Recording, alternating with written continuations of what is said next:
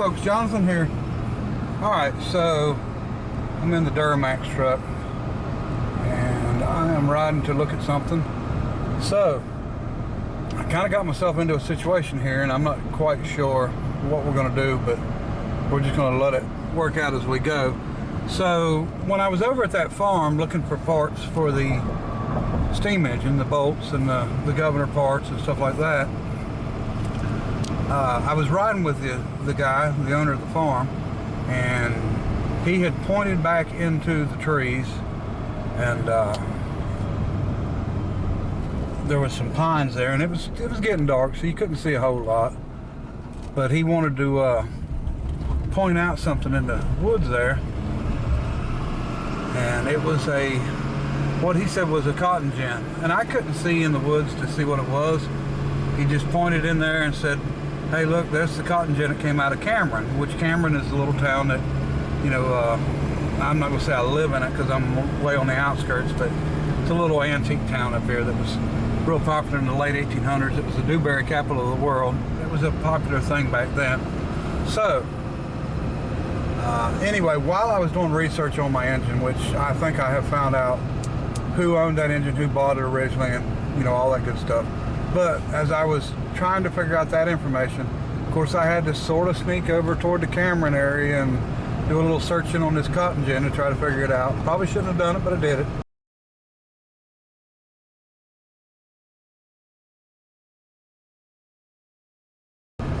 And figured out 1907, Phillips, which was a guy that real popular down here, that owned a lot of stuff, owned a store. And I guess he started a cotton gin in 1907. And I don't know a lot about it. I just know that it was big enough to do a bale every 30 minutes. I was researching and found a bunch of information on it in 1907. I seen where a machinist from Florida had came up to install it.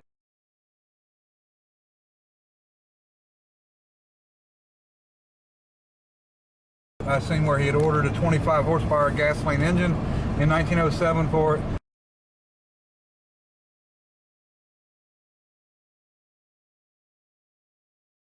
.25 horse gasoline was kind of an oddball in 1907 because that was awful early. You know, gas engines hadn't been out for that long, and that's a good sized engine. You know, a 25 horsepower engine was probably 5,000 or 6,000 pounds back then. So have no clue what happened to the engine. It's not there. I mean, there's no doubt about that. I didn't even ask, but I'm sure it's not. But, and kind of ironic, we're coming into Cameron now. This is the old town. There's the old Phillips house, actually. I believe that's it, because this land next to it was donated, and it's Phillips Park, Memorial Park. So that all this land was donated by the Phillips family, and I guess, you know, they're real prominent people here in town. So anyway, once I'd done all that research on it, I happened to be talking to him on the phone the other day about something completely different. And I mentioned, hey, you know, while I was looking for information on the steam engine, I looked up a little bit on the cotton gin. And he said, I told him that it belonged to Phillips. He said, yeah, I know. He said, it's a part of this, my family. I guess he's related to him. And he, out of nowhere, mentioned, hey, why don't you come get this thing, because you'll do something with it and I won't. Well, I don't know the condition of it. So I know that cotton gins from the early 1900s, some of them would have been all steel constructed, some of them would have been steel and wood, some of them was completely wood. So completely depends on the company that made it. I have no idea of the condition at all. And you can see some of these old buildings here. So I think that this building right here was a hardware, and I think that Phillips owned this. It's called the Dewberry Deli now in the bottom, and it's got an antique store. But there's doors on the side of it that sort of remind me of what could have been a cotton gin. So anyway, but that's what I got to figure out. Is this thing worth doing anything with? I like saving history, and I don't want it to go away. I mean, I don't want it to rot in the woods that it's in. I'm not into cotton gins. Never even been around one. I've done a little looking on the internet. I know basically how they work, and I know Eli Whitney invented it, and that was a big thing when I was in school. And let's check out this cotton gin and see if it's worth doing anything with. All right. Okay folks, I'm back from the little trip for the cotton gin, and you can see pictures of it. It's rough.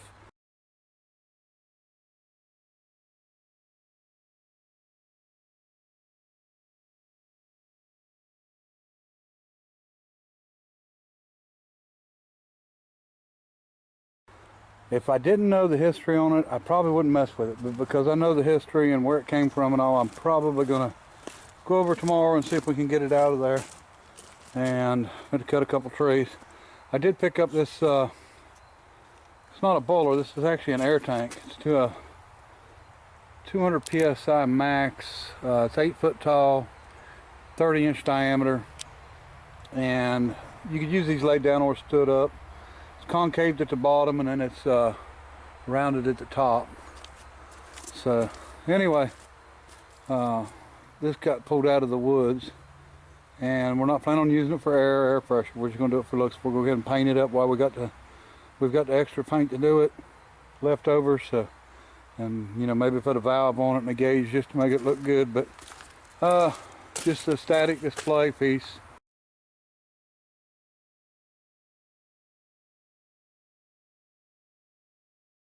Nothing real special, but it is lap seam and, you know, riveted, just like our boiler. It's sort of a miniature version of our boiler. So, okay, folks. Unfortunately, the cotton gin is not in very good shape, but we're gonna get it anyway because we know the local history of it. It's got a really, really neat fan, which is a cotton fan, made by a company that they changed to the American Blower Company, but not until I think 1895, so it's going to be 1894 or older. But Smith Dixie, I think, or something like that. But anyway, we're going to get it.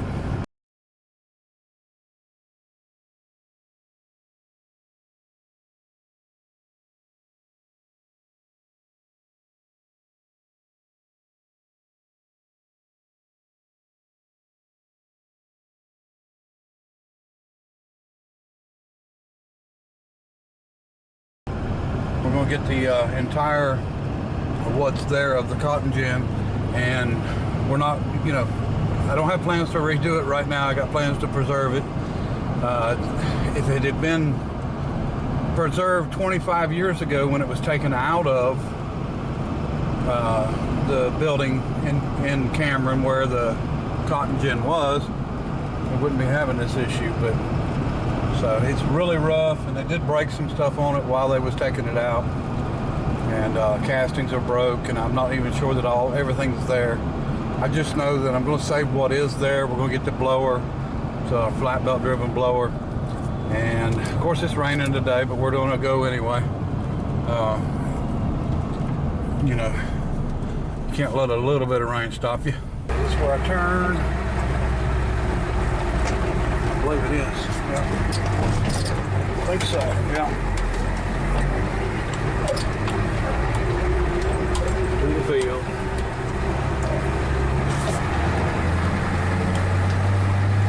Yeah, it's a shame that this thing got left back in here, but what can you do? Yeah.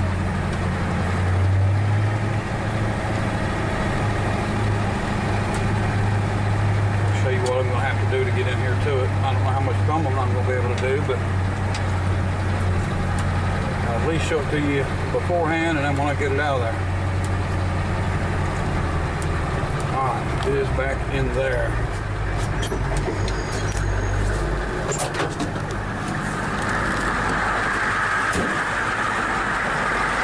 Alright, so we're going to cut some limbs off this pine tree right here. So we can back in here. And here it is. Looks terrible. That's the bottom of it facing me. So it's, you know, there's probably a lot of stuff missing, stuff like that, but we're going to get it either way. You know, if nothing else, we'll save it for looks. So we got to cut this tree and cut the tree that's growing through it. And we'll cut it off and cut it off low, screw into the gear down there. But the blower is what I really like.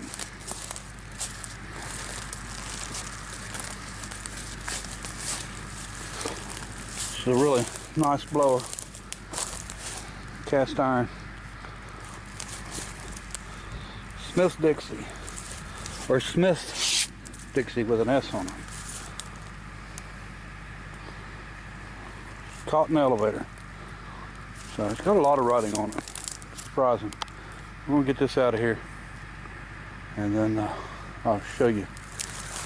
We'll try to maybe do a little bit of video. We'll see what happens. All right.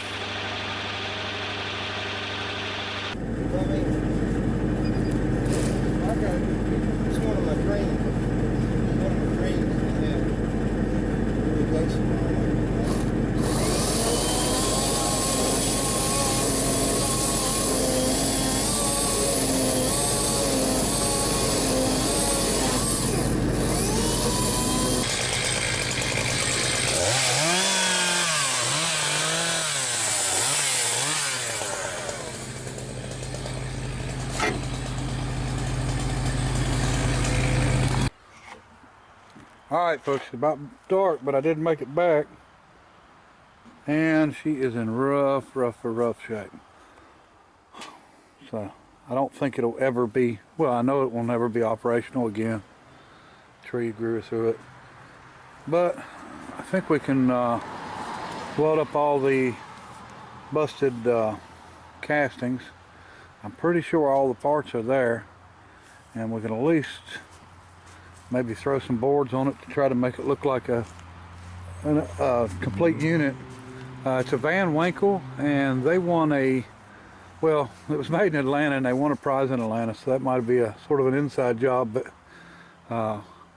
it's supposed to have been something on this side. It looked like horsehair or something, but I don't know. Not up on this stuff, but like I said, if I can just put it together enough to make it look like a, you know, one unit. There's pictures of one on the internet, so I mean, wouldn't be hard to go by, and we'll just try to do a, I'm not even really going to say a restoration for looks, I'm just saying stick it back together so it's all one piece. And I did break one of the castings on it myself. It was stuck in the trees hard, and anyway, roots growing up around it and everything else, so I guess we're lucky to even have been able to get it. But the blower is a different story. Now the blower, as you see, has got rust holes, but it's just a strap of steel, you know, sheet metal around it. We can redo that without a problem. Someone's already patched it once there. Looks like a piece of galvanized. But we can put a new panel in there, and that blower is really a nice blower. And way that it's made to bolt on any which way, and all the castings are in really good shape. And I believe it's become American Blower Company, I think is what it was. So let me find the panel with the writing on it. Okay, so here's the end of it. It says E. Van Winkle, Atlanta, Georgia, and in the center of it, it says, hold